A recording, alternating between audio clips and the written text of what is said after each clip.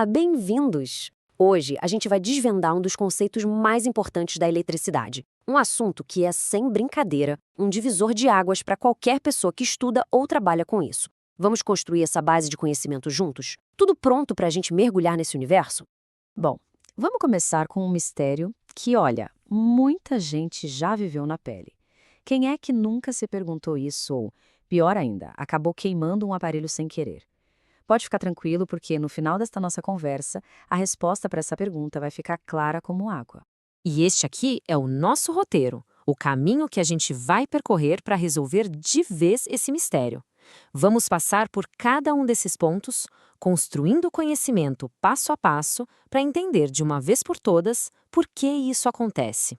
Então, vamos lá. Seção 1. O mistério da tomada. Nosso grande objetivo aqui é entender por que um erro que parece tão simples pode ser, na verdade, tão destrutivo para os aparelhos. Seção 2. As 4 grandezas elétricas.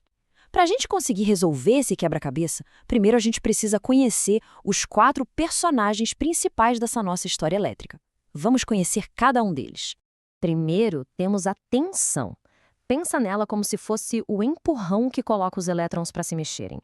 É a pressão que existe no sistema, sabe? A força que inicia tudo. Logo em seguida vem a corrente. Se a tensão é um empurrão, a corrente é o fluxo em si. É a quantidade de elétrons que está passando ali por um ponto a cada segundo. É um movimento acontecendo de fato. Depois vem a resistência. Ela é basicamente a dificuldade que a corrente encontra para passar. Dá para imaginar como um cano de água que fica mais estreito numa parte, essa parte mais apertada limita o fluxo de água. A resistência faz a mesma coisa com a corrente. E, por último, a potência. A potência mede a rapidez com que a energia elétrica é transformada em outro tipo de energia, como luz, calor ou movimento. É ela que, no fim das contas, define o trabalho que um aparelho realiza. Seção 3. Revelando a lei de Ohm. Bom, agora que a gente já conhece os personagens, vamos entender a lei que comanda a relação entre eles.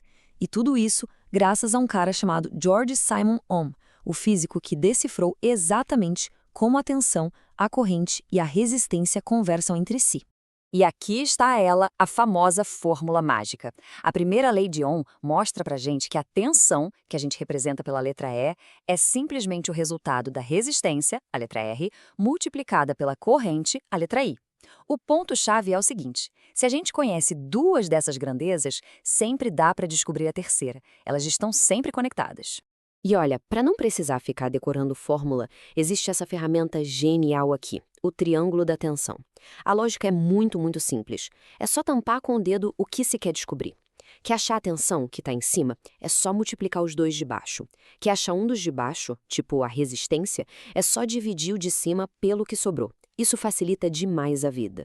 Lembra do nosso 4º personagem, a potência? Pois é, ela também tem a sua própria formulinha fundamental. Como a gente vê aqui, a potência, ou P, é o resultado da tensão multiplicada pela corrente. Simples assim.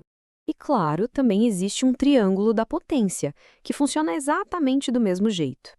Essa última fórmula, aliás, para encontrar a corrente dividindo potência pela tensão, é uma das mais usadas no dia a dia, principalmente para dimensionar os cabos e os disjuntores de uma instalação. É muito útil. Seção 4, calculando na prática. Ok? Chega de teoria, né? Agora a gente vai aplicar essas fórmulas para ver como elas funcionam no mundo real, na prática mesmo. Vamos começar com um exercício de aquecimento, bem direto. Temos um cenário com tensão e resistência, e o que a gente quer descobrir é a corrente. Vamos lá? Usando o nosso triângulo para achar a corrente, a gente divide a tensão pela resistência, certo? Então, 12 volts dividido por 2 ohms. O resultado é 6 amperes. Bem tranquilo de entender, né? Agora sim, um desafio um pouco mais interessante e que vai nos deixar bem pertinho de resolver o nosso grande mistério. A gente tem a potência e a tensão do chuveiro.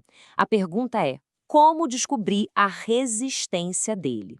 Percebam que aqui a gente vai precisar de 2 passos. Primeiro, usamos o triângulo da potência para achar a corrente. 5.500 watts dividido por 127 volts, o que dá 43,3 amperes. Beleza. Agora que a gente tem a corrente, podemos usar o triângulo da tensão para achar a resistência. 127 volts dividido por 43,3 amperes, o que resulta em 2,93 ohms. Guardem bem esse número. Seção 5. O mistério resolvido. Com todas essas ferramentas em mãos, finalmente chegou a hora da verdade. Vamos desvendar de vez aquele mistério da tomada. A matemática vai nos mostrar exatamente o que acontece. Olha só que interessante isso. Temos aqui dois chuveiros com a mesmíssima potência, 5.500 watts, mas projetados para tensões diferentes. O que muda de um para o outro? A resistência interna. Notem como a resistência do chuveiro 127 volts é bem menor. Isso não é um defeito, pessoal. Isso é uma parte fundamental do projeto de cada um deles. E agora o gran finale. O que acontece quando a gente pega o nosso chuveiro de 127 volts com aquela resistência fixa de 2,93 ohms que a gente calculou e liga ele numa tomada de 220 volts? Primeiro, a corrente dispara para absurdos 75 amperes. E quando a gente multiplica essa nova corrente pela nova tensão, a potência se torna... Exato, 16.500 watts. É quase o triplo da potência para a qual o aparelho foi projetado. É uma quantidade de energia gigantesca que a resistência do chuveiro simplesmente não aguenta dissipar. E é por isso que ele queima, na hora. O mistério está resolvido pela pura matemática. Seção 6. A base da eletricidade. Como a gente pode ver, o que aprendemos aqui vai muito além de um simples chuveiro queimado.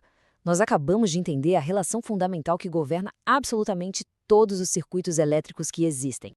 Essa frase resume perfeitamente a importância do que a gente viu hoje. Compreender a lei de Ohm não é algo opcional para um eletricista. É o alicerce, é a fundação sobre a qual todo o resto do conhecimento da área é construído.